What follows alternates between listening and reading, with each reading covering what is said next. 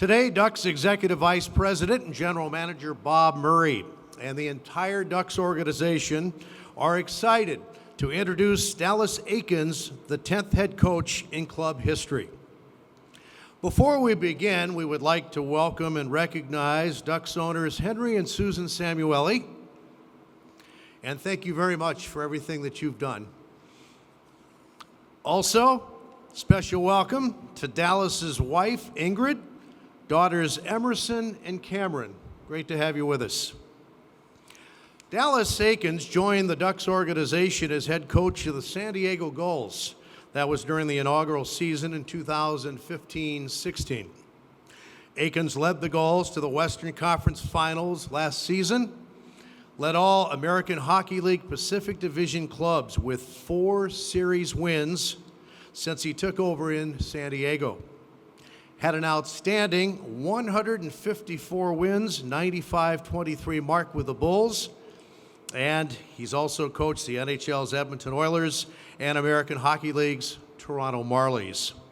Coached the Western Conference American Hockey League All-Star team in 2012 and 2013, and led the Marlies to the 2012 Calder Cup Finals. Dallas also played in the NHL as a defenseman, parts at 12 seasons, after being drafted by Washington in 1985. We will begin with some opening remarks from both Bob and Dallas before taking all the questions. First, Executive Vice President and General Manager Bob Murray. Thanks, Steve. First thing, I would like to thank Henry and Susan and Mike Schulman for their patience here since Christmas. It's been a long period for this organization, and I said in the beginning I was going to take my time and make sure San Diego was finished playing before I looked for a head coach. And I held true to my word. Unfortunately, I didn't think they would go as far as they did. So good for Dallas on that, but it's made things a little tight for Henry and Susan, so thank you for your patience in this. Ingrid, girls, welcome. I think it's important you understand a little history here that I have with Dallas, and that he probably doesn't know all of it, but when I retired, my first job in Chicago, living in Chicago, was a pro scout. And so I would go to the Chicago Wolves game a whole bunch. And, you know, they were the farm team, the first farm team for the Atlanta team at that point in time. And, you know, you're going to watch players, and, you know, I'm watching there. They got a defenseman named Braden Colburn, obviously playing in Tampa now, high first-round pick. But what caught my eye that first year was the development of a player named Garnet Exelby. And the guy playing beside him all year long was Dallas. So you watch, and you file those things away, and you're watching Exelby, obviously, as a prospect, but you're watching how Dallas helps develop this young man. You know, don't see him for a while, then he's coaching the Marlies, and you see the development of players there. He had, you know, in his years there, 16, 17 players come and play in the National Hockey League. Plus, they competed, as you've just heard. They competed. So coaching a farm team, it's great to develop the players, but, you know, you want them to win. You want them to learn how to win because, you know, winning is a habit, as a famous man said, but unfortunately so is losing, accepting losing. And he was managed to do that with the Marlies. Goes to Edmonton. Well, you know, much like my experience in Chicago as a general manager, it doesn't go so good. So you're done. You just want to get back and try it again. You just want to get back there. And so here we come, and San Diego's available. Dallas is there. We say, okay, it's time to get back in the saddle again. Comes and takes over. Well, you know, you've seen the history. 4 more years, 16, 17 more players coming and playing. Players come up here, and they're ready to play when they come here. They're professionals. They know what we're going to do. You don't have to teach them the ropes. They know about everything. Every team has a few guys that are a little difficult to handle, but for the most part, there's been no failures, and that team has been very competitive, again.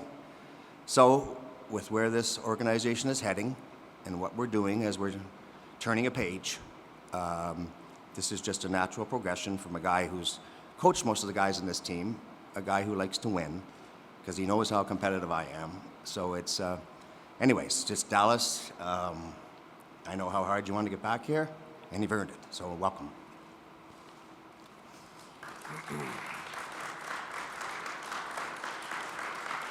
Thank you. First, I want to just say how humbled I am to get this position. I'm honored that Susan and Henry, along with Michael Schulman, and most importantly, my boss here, entrust this position to me. I'm here to serve as the head coach, and I'm looking very much looking forward to that. You certainly do not get here by yourself.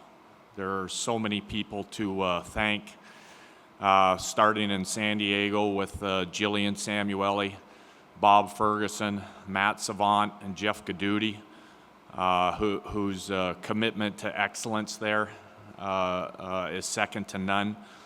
To all of our staff, the coaches, the trainers, the equipment managers, the strength coaches, all the staff in the rinks in Poway.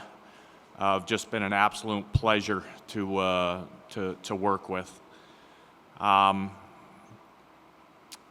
All the people down at the Great Sports Arena, the guys that work there, and our fans there that have really set the bar for the American Hockey League with their passion. But most importantly, over the past 4 years, the 200 plus players that have come through our dressing room.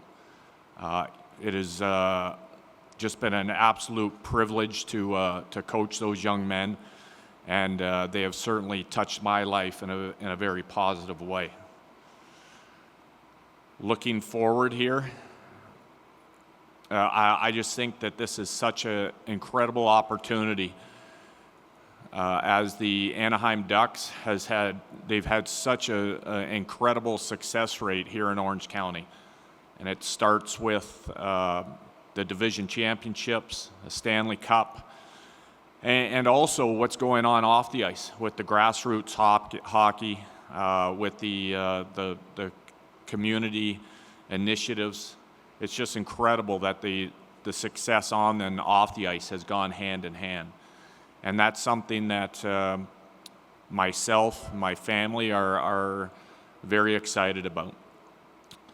The last group that I want to thank, most importantly, are my two daughters. They are strong, they are fierce, they lead us often, and my wife, who has been an incredible partner, what you would look for in a great teammate. She is fiercely loyal, she is selfless, and she makes me better every day.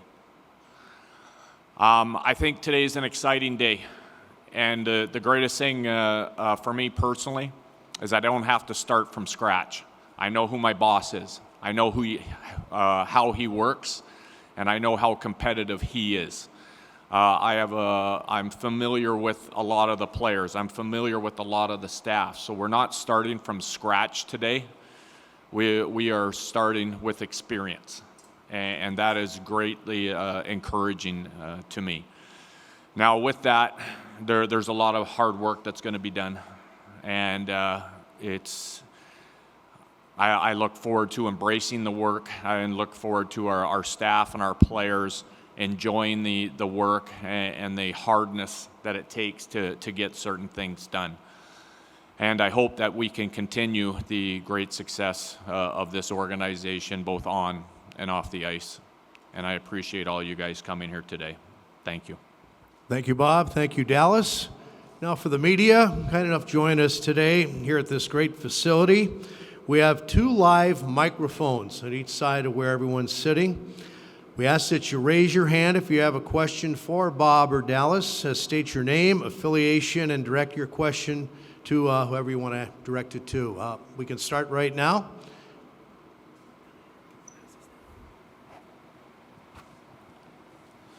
Hi, it's a question for Bob. Bob, out of the number of reported and otherwise candidates that you talked to, they seem to have very good credentials, each of them. What separated Dallas from them? Well, our experience together, first of all, there was a lot of good people I talked to. It was a very good process for this organization to go through, but it always came back to Dallas. It always, it just always came back that way.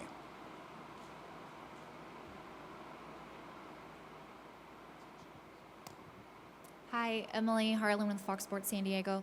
Dallas, you're coming off a historic run with the San Diego Gulls.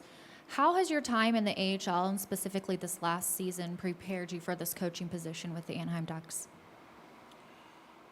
Well, for me, the season was too short, number one. We'd have obviously liked to have gone further. Obviously, being familiar with some of our prospects that will maybe have a chance to make our team, that certainly sets up things well. But getting into those playoffs, this job's different. We are going to look to transition this team, and in the American League, you're looking to develop first, always, and hopefully you can do that in a winning environment. And here, as we transition this team, we are going to look to win. And so I think going through those playoffs was especially excellent, because that's what we were looking to do. Dallas, Kurt Sandoval, ABC 7. A, congratulations. B, your time as a player and a coach, and you talked about hard work. Obviously, hockey players are some of the most hardworking athletes.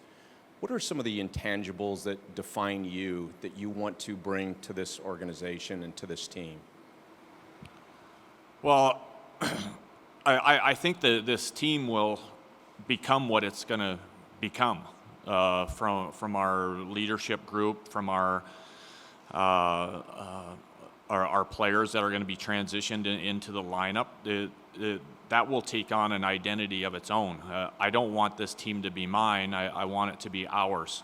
And so there will be a lot of different personalities, and our team will become that. I'm a pretty simple guy how I go about my day and what I believe teams should be. I think you should honor the work. It is certainly a privilege to be able to coach and to play for the Anaheim Ducks. The players are going to hear a lot about that, and our staff too. I think you've got to enjoy the work. You've got to enjoy to compete. And it should never be I gotta go to the rink. It's I get to go to the rink. I don't gotta work out. I get to work out. And so those are kind of the things that our family lives by, and I live by. And I hope a lot of that is part of our team. But I will go back to this team will take on the identity of its own through the personalities, the leadership, and the new players that we take on.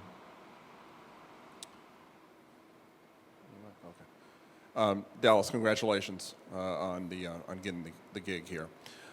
How do you think hockey should be played in today's NHL? And how do you think you can, or where do you think you can get the Ducks toward playing whatever you think hockey should be played now?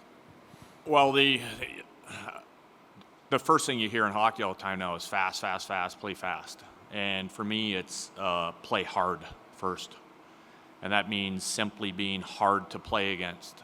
And that can mean a number of different things. You can be hard to play against because you're very quick, because you're very skilled, because you are relentless in your competition level. You can be hard to play against a number of areas. So that's first for me. Obviously, playing fast, it starts without the puck, and then what you're going to do with it as soon as you get it. I think what we will try to do in both of those things is I want our group to be inspired by competition. That'll start off the ice and move on to the ice in practice, and hopefully move forward into the games. And then being highly organized on how we're going to get the puck back, and as soon as we get it, where are we going with it next? And I think through being very competitive with each other and being organized, we'll be able to accomplish what I believe the game is, and that's hard and that's fast. Dallas here in the back. Jake Arian with CBS 8 in San Diego. If you had a message for the Gulls fans and the fans in San Diego, a lot of bittersweet day for a lot of those people. What would you say to them and just how they embraced you and the team down there? Well, 2 words. Thank you. It's not that. Our organization there, for me, it's the flagship team of the American Hockey League. The template that Bob has put there with the mixture of veterans and players, the way it's run by Jillian Samueli, Matt Savant, Bob Ferguson, and the way the fans have embraced that team, and they come out in numbers rarely seen in the American Hockey League. Everybody should be very proud of what's gone on there. And I still go back to, I really believe those games, that team, the development is driven a lot by those fans at that sports arena. It is loud, it is gritty, and that's what those fans are, and we do appreciate all of their support.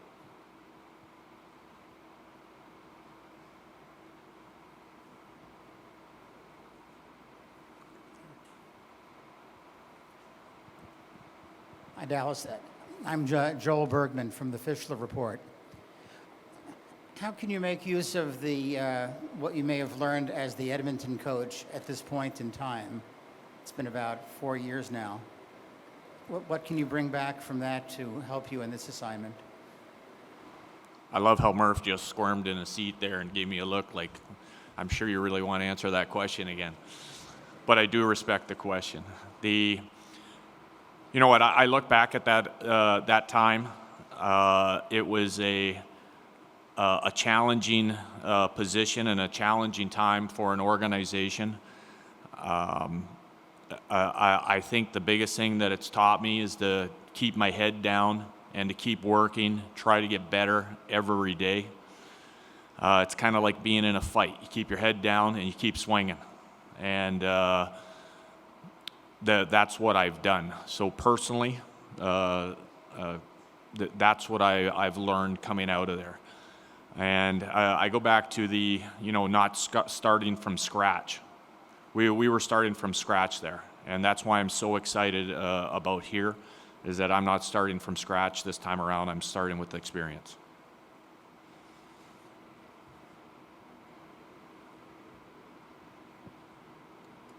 Hey, Dallas, this is Trent Rush from AM 830. You talk about the experience right over here. Sorry. You talk about the experience and you're not starting from scratch. How valuable is it to have that relationship with about half of this roster, guys that you've coached before? Can you explain just how valuable that is? Well, it speeds up the process for me. It's, we have a number of players in this organization that already understand what I value. I know what they value. They understand expectations when it comes to work ethic, fitness levels, production, how you're going to live your life, all of that. So for me, it's just really speeds up the process. It goes the same thing along with staff, my boss. It's as unfamiliar as I am with the area because I haven't lived here. I haven't spent a lot of time in the rinks up here. I am very familiar with everything else. And so it just kind of gives me a little bit of a jump start on developing the relationships. Hi, Dallas. Over here. I feel like a lot of your identity as a coach in San Diego was your connection to the fans and your involvement in the community. How do you plan to kind of keep that going up here in Anaheim? Well, I think it just comes naturally. I go about my days a certain way. I try to do my best to serve others. I'm genuinely interested in our fans. I like to interact with them, when there's time or the opportunity. So I'm not going to change much from how I go about my business every day. And I hope that connection with the San Diego fans stays strong when I'm able to get down to games there. And I look forward to developing a relationship with the great fans here in Anaheim.